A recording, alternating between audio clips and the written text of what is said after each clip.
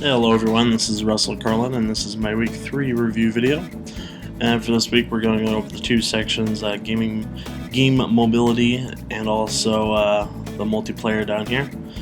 And for this week everything's kind of short. There wasn't too many issues that I could find offhand.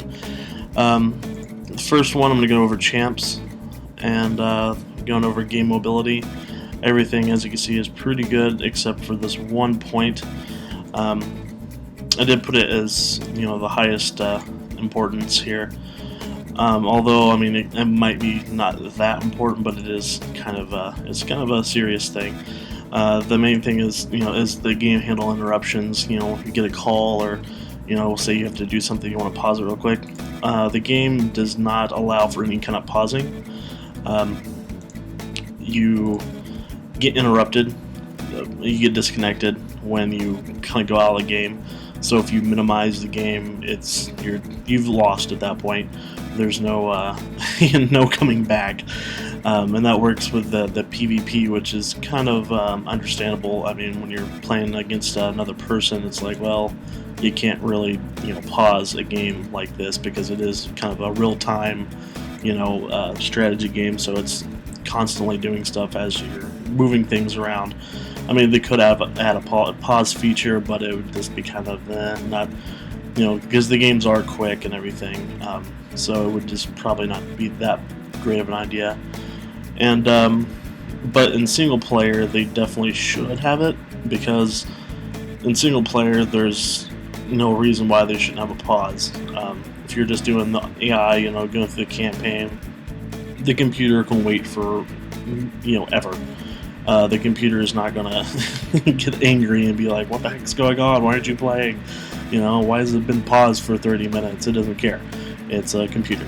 So you definitely should have some sort of pause feature, just to kind of go, okay, the food's done, I need to go outside to go grab it from the grill or something, whatever you need a pause for. There definitely should be a pause feature there, and there is not, so that's an issue.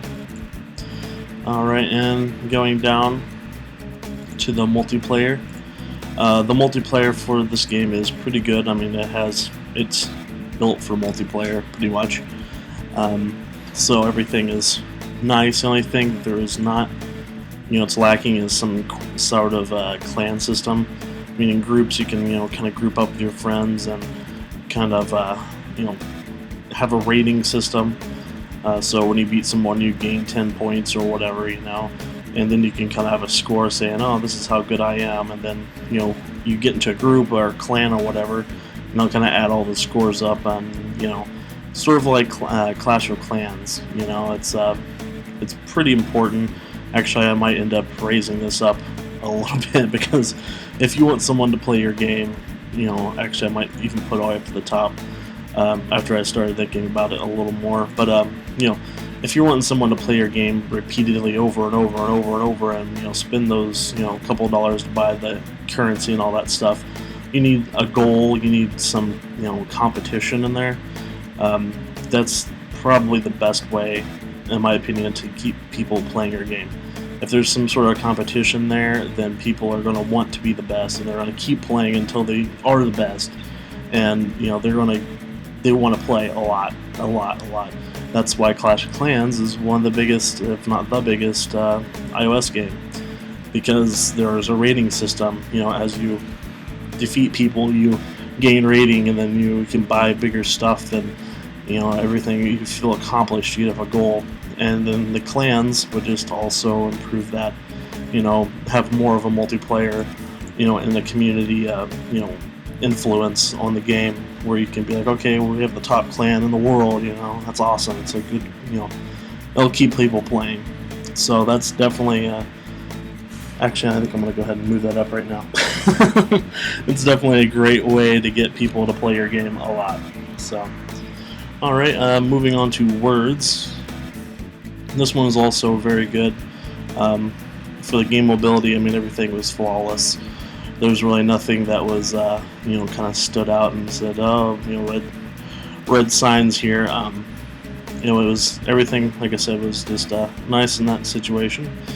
The only thing I came up to is the multiplayer. This one kind of suffered from the same thing, where there's no real rating. You can see here is the stats page. It does show, your scores in the game, how many points you got, and your win-loss and all that stuff. But there's really no like rating. There's no way you can rank yourself amongst all the other players, and this, especially a game like this, where the point of the game is to go against another player. There's no AI or anything. It's always going to be another person to play against. That's just a perfect opportunity for something like that. The only leaderboard is the average game score down here, and I believe that resets every week or something. So there's really not a lot of, this is my rating, I'm better than you because my rating is better. And, that's a good opportunity to, like I said, capitalize on that. That way you can, have the people playing your game more because they want to be, the top. And it also has a good opportunity also for a group. I wouldn't exactly call it clans for this game, but, some sort of, grouping where you can, kind of get into a group with your friends and then, kind of have a battle between, groups where you can be like, okay, I want to challenge someone from their group and, kind of go after them. It would be kind of cool. It would get people playing it more. And then other one is, minimize deviant behavior. The only thing I can think of, it's kind of a, cosmetic, a small thing and not a huge thing, is leaving games.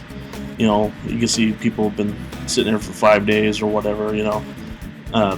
If you did have a point system, it would keep people from just playing a game and they go, oh, I don't have an awesome word that I can start off with like 100 points with.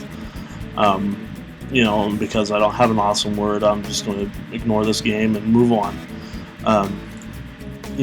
If you had a point system, you can do a penalty. It's like, okay, well, it counts as a loss. You lose the amount of points that you would have normally, or you would lose normally if you just lost the game if you don't play in so many days or whatever they would set it at. And so it would just be kind of a cool, a better way to manage it, because a lot of these games do go on for days and days and weeks, and people just don't play them. Especially if they're losing, you don't want to play a game that you're losing, especially if it's really bad. I'm surprised a lot of these games actually went through, but it's something that could be addressed. Not a huge issue, but it's definitely something that would be nice for players who actually want to play the full game. So, alright, that is all for this week. I went over all the points here. Like I said, not too much to go over, but there are a few, so. Alright, well, thank you for watching, and I will see you all next week.